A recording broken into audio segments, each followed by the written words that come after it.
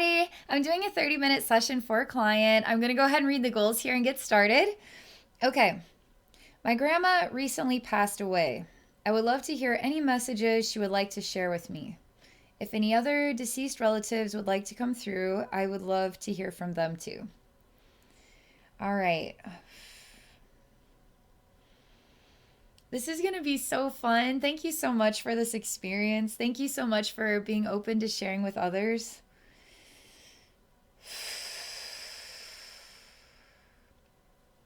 I'm just really processing the request here.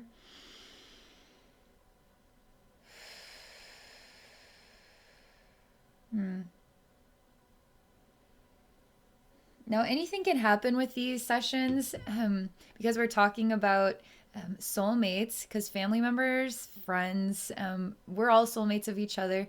But there could be some interesting connections here between you and your grandma. I'm not sure how your grandma passed away, but if there's anything that your grandma's soul is still holding on to in the earth plane, I might run into that, okay? So let's just see what comes. But usually these experiences are super heartwarming. And so I just want to say that. I'm going to get started now.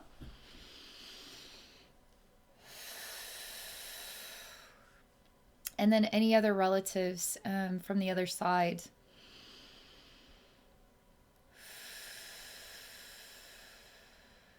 Wow. Very quickly, I feel a lot of heat on the top of my head, and my arms feel kind of weak, like not a lot of strength in my upper arms right now. This is just energy flow. Also, my throat is really substantially, I feel my throat energy substantially shifting.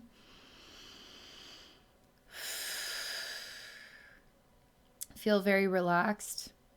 I feel like your grandma definitely has some things to say, almost like a lot of things to say. And when it feels like a lot of things to say, it's almost like I'm standing before a waterfall. Like my mouth is open and I'm just here for a drink, but really I'm getting all this splash in my face. I was like, oh, like all this information, okay? So I'm just going to relax some more. I'm going to have to slow this all way down so my mind can keep up, okay? She's saying that my mind can keep up. There's a lot of the color blue, really gentle blue colors. Even what is like water that has a really soft blue dye to it, because it's more of a surreal watercolor. It's not like watercolor is really clear, but this water has blue in it. And there's a lot of water flowing, a lot of images of blue water.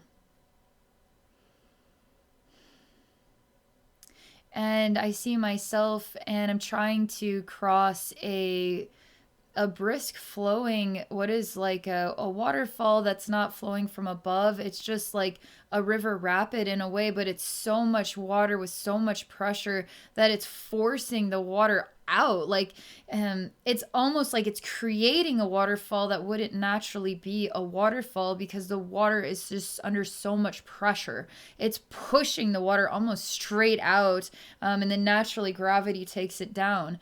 But it should just be maybe like a river rapid, but not like shooting, like straight up shooting off the side of a hill like this. And I hear your grandma's voice is asking you to cross this. She's very particular. She's got a really smart eye, a keen eye. And there's something about the intelligence side of thinking, solving problems and using wit, actual wit, to kind of outsmart life. And so I'm standing here and this is a message for you. So I'm going to go ahead and see you and watch what you do, okay? And she says no. She asks if I can know what it is like to be you. and be up against what is definitely going to be hard and basically impossible without some help, okay, to cross this. And you're just one person. I mean, I'm seeing ideas that come to me are I'm going to need people to build a bridge that goes higher than the pressure of the water that's pushing out, because this water is pushing so hard it will break any materials that go in front of it. I mean, she really is emphasizing water under pressure, and when water is under pressure, it's not flowing naturally, it's forced. It's not like you swallow water down like a glass of water. Imagine you put a hose that's at full speed and put it your mouth on the hose. It's forcing water and you're starting to choke on it. It doesn't flow naturally. It's dangerous. I mean, this is dangerous. So to even think of crossing this, there's so much danger involved. Like, you're gonna have to come up with a real plan here.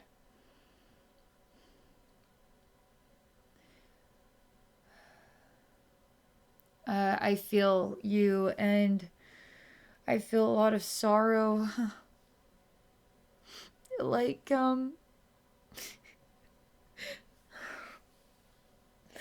like hopelessness. Like there's no hope of ever crossing, no matter how smart. And this is important. This is really, really important, okay? Because there's a missing link. There's something that we're not aware of yet, okay?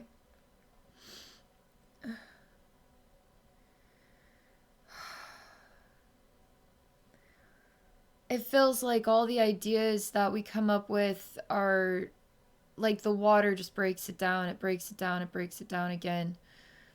And there's just, we can't build a bridge high enough because it seems like the water just finds a way to go higher or shoot harder.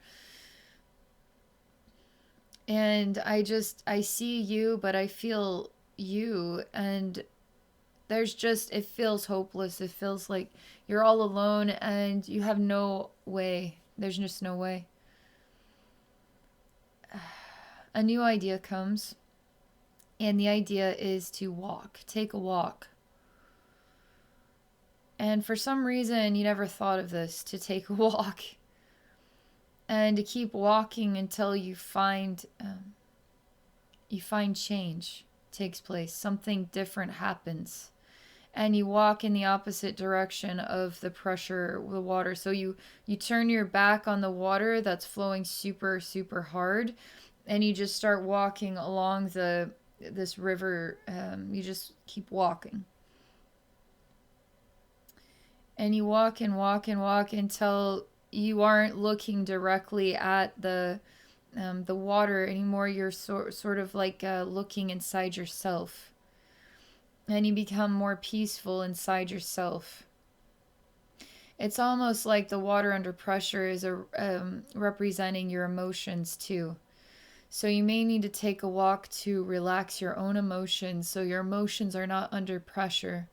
Because when your emotions are under pressure, they will destroy things. But when you can take a walk, you will relax your emotions and it will be easier. She keeps showing me you drinking a glass of water versus a hose with the water on full blast just forcing itself down your throat. It's very overwhelming and almost ridiculous to try to drink water like that. Could be even dangerous. You could choke on it. I just see you walking for a very long time. Like, I mean, it feels like days and weeks and months, and it's starting to get darker out. And you're kind of tired, and it feels like the night remains, and there's no stars. It's just dark. But you can see the line where the river is. You can see that, and there's no water, that's all dry. But you can see like an empty river bed. And you keep walking in the dark.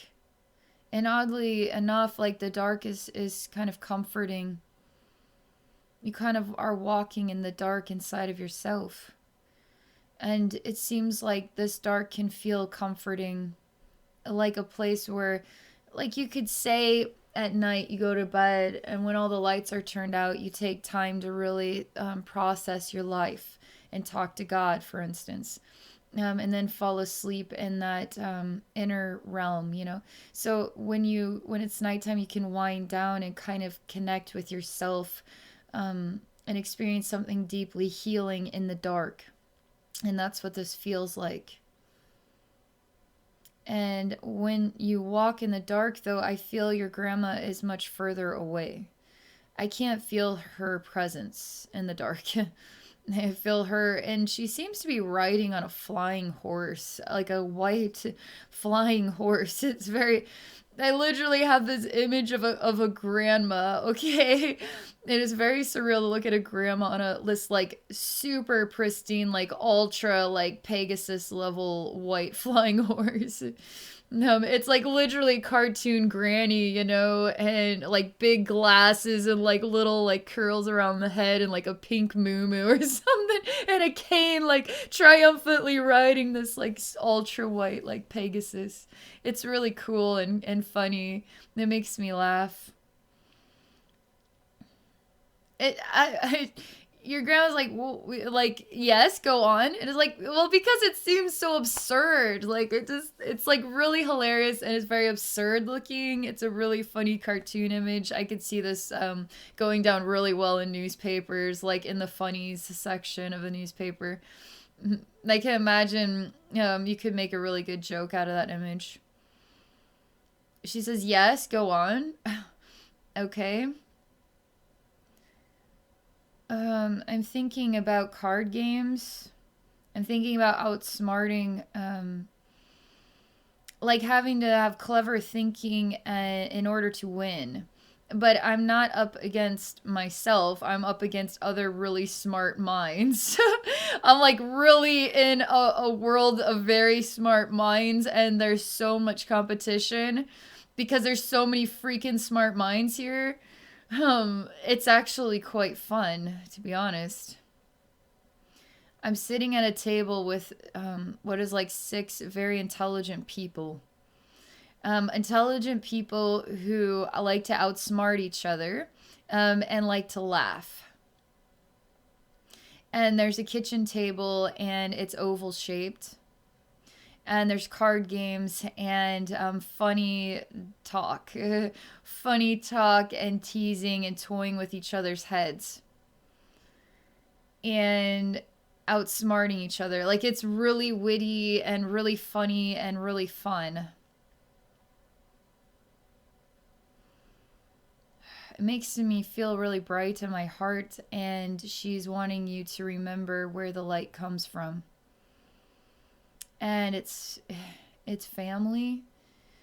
It's the fun that you have with your family.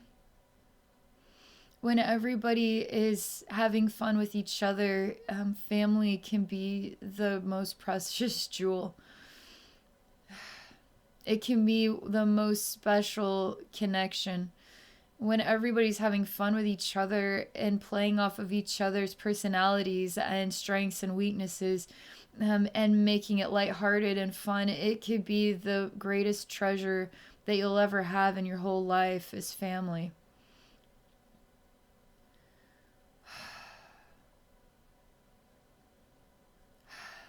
And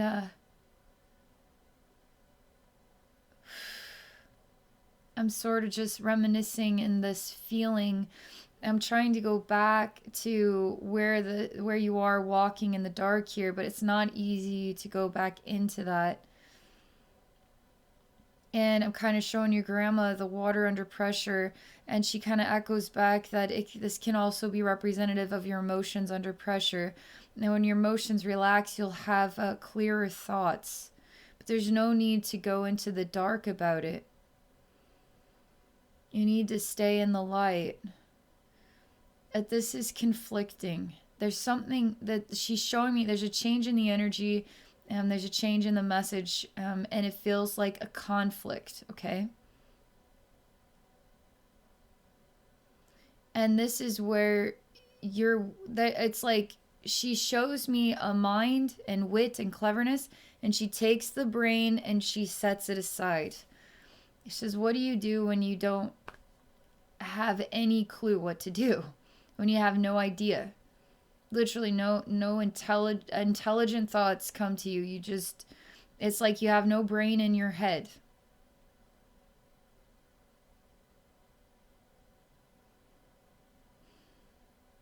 What do you do?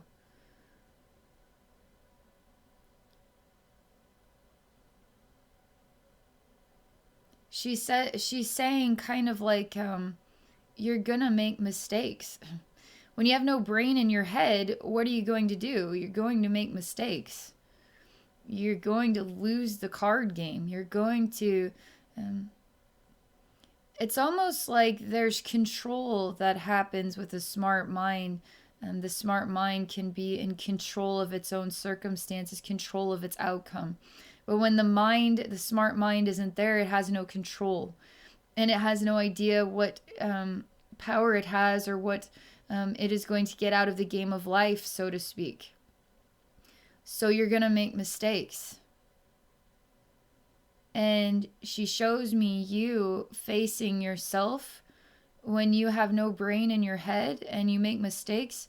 The person in the mirror, it's very much Mary Poppins, like, where she's singing and then she looks at her expression in the mirror, and the Mary Poppins in the mirror is this like snooty attitude or something, cheeky, attitude. So she's showing me you looking at your reflection in the mirror, and you have to face yourself. And when you aren't making smart decisions, you have a very ruthless reflection in the mirror. And you never stand up against yourself. Like, you never stand up to yourself in the mirror. You don't stand up for yourself to yourself. You literally aren't standing up for yourself at all. You let the reflection in the mirror be terribly ruthless.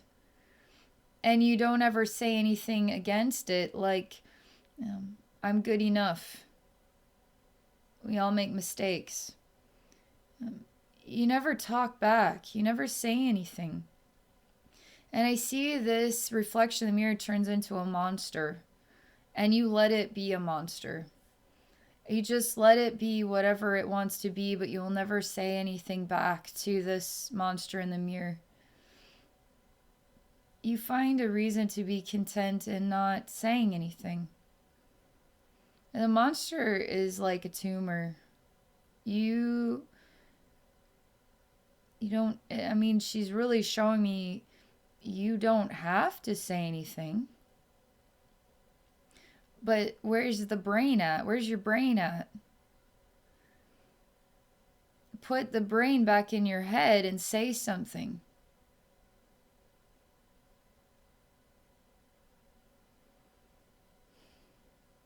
This is hard. This is the pressure, the water, this is hard. I mean, this is starting to juice up the pressured water. And you show your grandma what happens when you speak back to the monster. You merge with that reflection, and the monster becomes you, and you don't want to speak from the place of that monster. You don't want that monster to come out of your voice. You're afraid of what that monster will say. You're afraid. She's saying that you will have, I mean, this does feel like something that you will inevitably have to face, okay?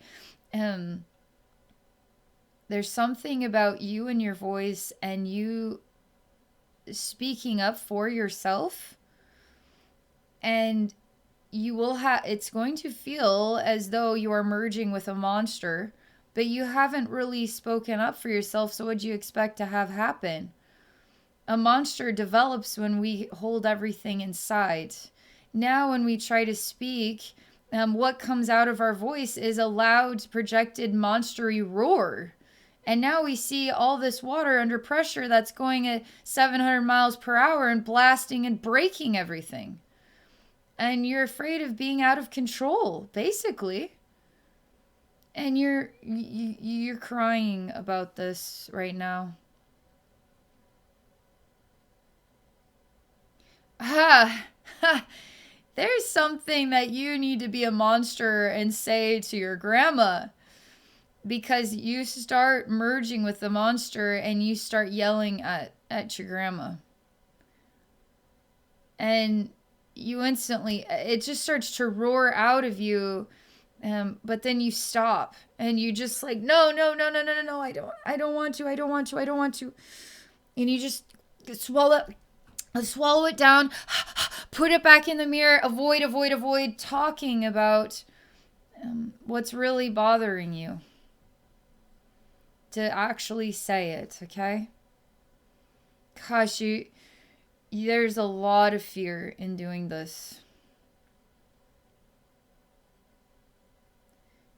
So your grandma's, she's like super benevolently, like, I mean, she is this radiance of like very good, nice smelling perfume, like really nice energy, very patient, like she's smiling. She's got it together here, okay? Your grandma's like got it together here.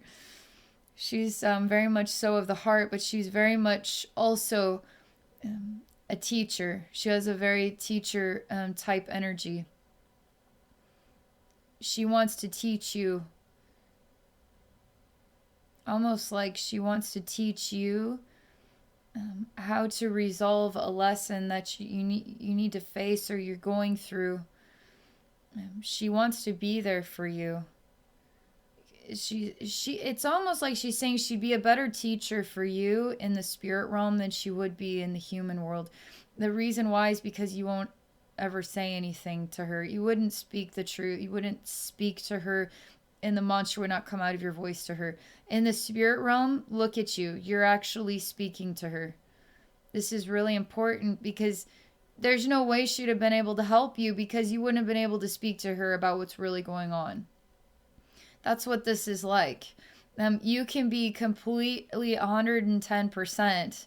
Like you can say anything and everything to your grandma in the energy world because there's no human rules or manners or anything like that. You don't have to respect her age because she's an infinite being. That doesn't exist because she has no ego. She has no body. So none of that exists here. And the rules that she abided by in her physical time, she shed those skins. She shed those layers, so she's infinite. There seems to be something unresolved at the heart of your connection with your grandma. Because I feel a distance between what the type of heartfelt connection you can, like, you can say that you love your grandma, but my God, this block that once it clears, you will actually understand who your grandma is and what your grandma's soul really represents to your soul. Because it's more than just, I mean, I'm telling you, there's something so much more to be had here between you and your grandma. And in a way, she's telling you to be thankful for the challenges in your life because they're encouraging you to reach out to her to help develop the relationship further. Because that relationship is still there and it never, like, it's forever. Like, it's still learning and growing together. Even without the body, she's still a part of your life. She's still your grandma, but she's still like something like, you need to smarten up, and she's going to smarten you up. Like, she's very much about the word smart, intelligence, wit, clever. Like, there's something very practical and smart about smart as a whip, like sharp as a tack. Really, like these types of concepts, okay, about being smart.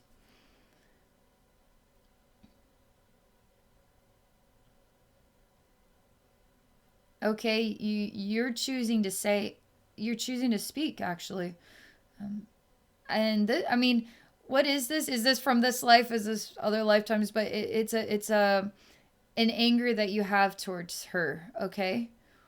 And it feels like it's a residue on the soul, okay? And you start to turn into a snake, and you have really sharp poisonous fangs. And you don't know whether you are the snake in the grass that needs to be destroyed, or if your grandma represents a threat to your way of life, or there seems to be a relationship with some kind of poison between you both at some point in the soul timeline, okay, with each other. This again relates to the block in the heart. And you need to just be who you are.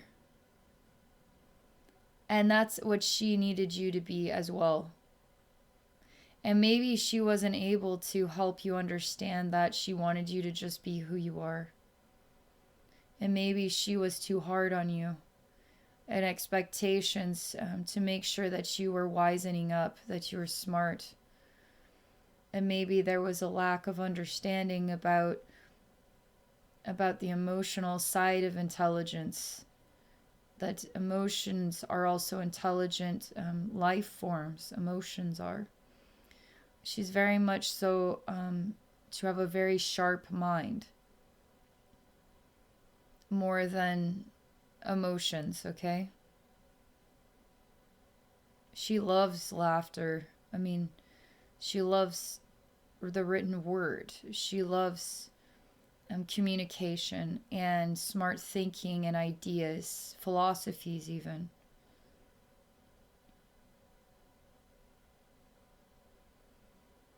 There's still residue on the heart and the emotional gut. And again, it's time for you to speak or share something from the soul. And in a way, she's not able to receive it because she herself, in a way, is hard on herself about perhaps the way that she was hard on you. And she almost feels like if the monster in the mirror and if you were to tell her how she made you feel, she wouldn't be able to live with herself. Like, she couldn't forgive herself. And this is something at the soul level, okay? But your guides and her guides are all here. There's lots of angels here, and it is safe for you to be open and honest because this is an essential part of your growth and your healings. It's essential. And how you and your grandma know each other is she's afraid of you at the soul level. And in a way, her insecurities or fears were what was making it hard for her to encourage you to just be yourself. Because she's afraid of the true you.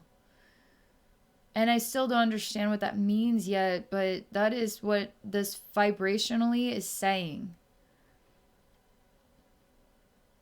Because I start to see that you're made up of many knives. And many reasons to make a point. It's almost like these knives represent making a point, and that you have a tendency in lifetimes to create a very sharp event that sticks it to another soul, that creates very hard learning for other souls. However, when you create very hard learning for other souls, there is an echo or reflection back that you have to endure the suffering that you also inflict on others. That the only way for those others to grow is because you do this. You have got to embrace who you are, and that you have a tendency to have a very sharp and poisonous bite. And you don't like that about yourself. And that's why you put all of that in the mirror and you choose not to speak, because you choose not to be yourself.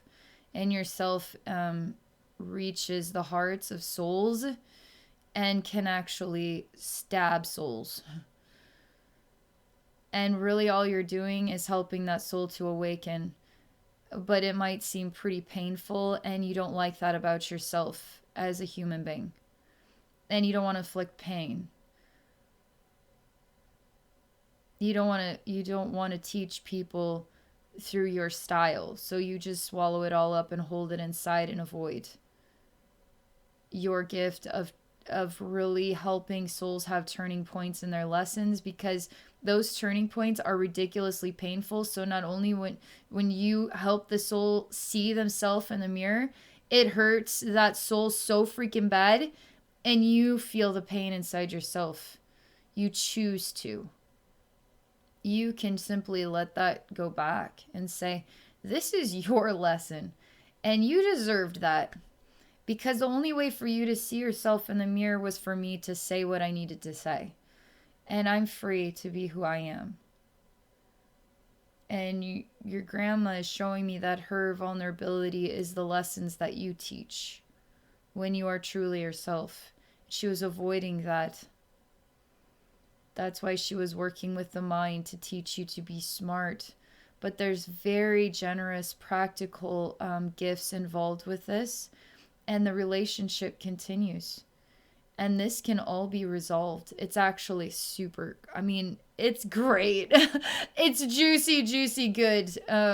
Great. It's really, really good. Because I feel you having some really profound epiphanies inside yourself. And you're kind of like, wow, what? Like, you don't know really what to say, to be honest, but you are receiving at the soul level, and it is understood at the soul level, okay? And you start to say, I want to be who I am, and I don't want to be afraid of how I might hurt others by just being who I am. If I have to say something, for instance, say something that will hurt somebody,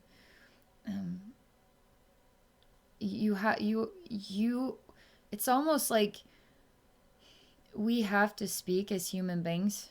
We have to. If we hold everything inside, then what was our existence other than to just observe the world, but not share our side of the story, which is important when it comes to being human. We have to contribute, and those contributions can be painful. They could be painful in a shallow way or painful in a deep way. And how we translate the way that we express ourselves to others, we can judge ourselves very harshly when we really actually did and said the right thing. So this is why being human is so hard. Is there anything else you need to say to your grandma right now? Because she's actually a lot calmer and very peaceful and bright. And it feels like there's a resolution taking place. You cross the stream, which is just a tiny little stream now. Like, it's you could even like do quite a lunge across. You don't have to walk in the water at all. And the water's hardly flowing, but like very comfortably, gently flowing. But you just step in the water and then you step to the other side. And I see you turn into a man. And I see your grandma turn into a woman who is much shorter than you. And you pick her up and you hug her and you kind of twirl her around. And she looks like a grandma. And you look like a young man. And she tells you you need to be yourself.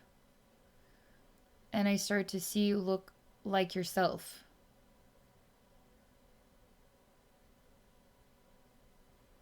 And you're afraid to be yourself. And you start to cry about this. And I see you take the knives that you use to teach other souls and you rip yourself apart with them. Because you'd rather teach yourself a painful lesson than ever hurt another soul. But that has to stop. And you start to realize that you don't have a knife for your grandma, okay? Like, you don't want to teach her a painful lesson because there's no pain to be had here. And you're not a snake. There's no poison between you. And you just hug her. And you say something like, I hope one day I'll be good enough for you. And I just see you crying.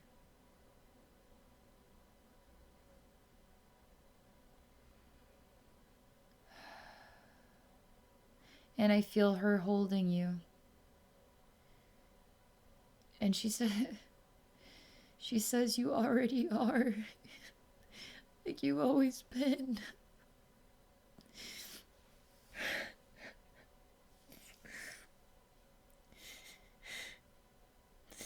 Knives and all. Knives and all. You always were good enough. Just the way that you are.